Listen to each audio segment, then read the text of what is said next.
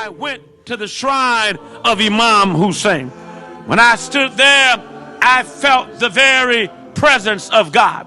I never shall forget when my wife and I stood there on the plaza, and I saw thousands of pilgrims standing there, lining up and weeping and wailing, trying to get in to be able to touch that holy tomb. And I did not realize until I walked in exactly the feeling that they had. When I walked in there, I felt the power of God descend upon me. I looked around and I saw people weeping and wailing. When I got close enough to the tomb, they said, if you're not a Muslim, we will not allow you to go in. But I stood there at the doorway, and I stood on the doorpost, and I put my hand on the door, because I said, if I can't go in, I can at least touch this place that houses this holy and this righteous man of God. And so I laid my hands. Oh, help me, somebody. I laid my hands upon the doorpost. And as I laid my hand on the doorpost, something came through my body. And I felt the power of God transcend to me. As I was standing there, tears began to stream down my face. And I felt a special connection with Imam Hussein. My wife on the other side, for the interest for women, she did not get the memo that you're not allowed to go in. And so we went around on the other side looking for my wife.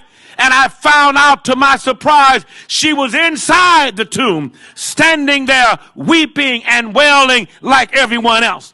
When she came out, I said, do you not realize you were not supposed to go inside there? That's only reserved for Muslims. She said, I was drawn into the place, and I had to go in, and I had to feel the presence of God myself. All I can say to you today, my brothers and my sisters, if you've never ever been to Karbala, Iraq, you need to make plans to go now. Because while there in Karbala, I never felt any fear. Before I went, there was a sense of fear as to what to expect in Iraq. Because all I had heard about was Saddam Hussein. All my church members had heard about was all the violence and terror there coming from Iraq. And the terrorists and the people there and all things in terms of Al-Qaeda. And yet when I got there to Karbala, I did not feel any sense of fear. All I felt was brotherhood. All I felt was a sense of godliness.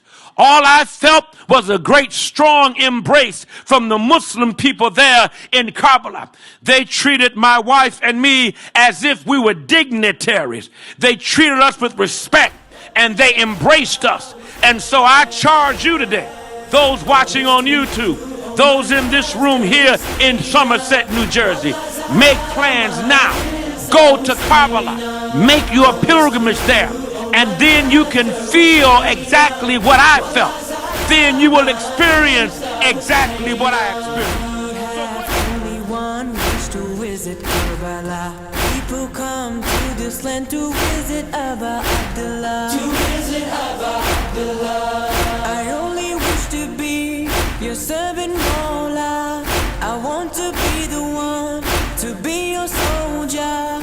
I will not forget the day of Ashura until Allah's breath. Wallah Zahra, we will not forget.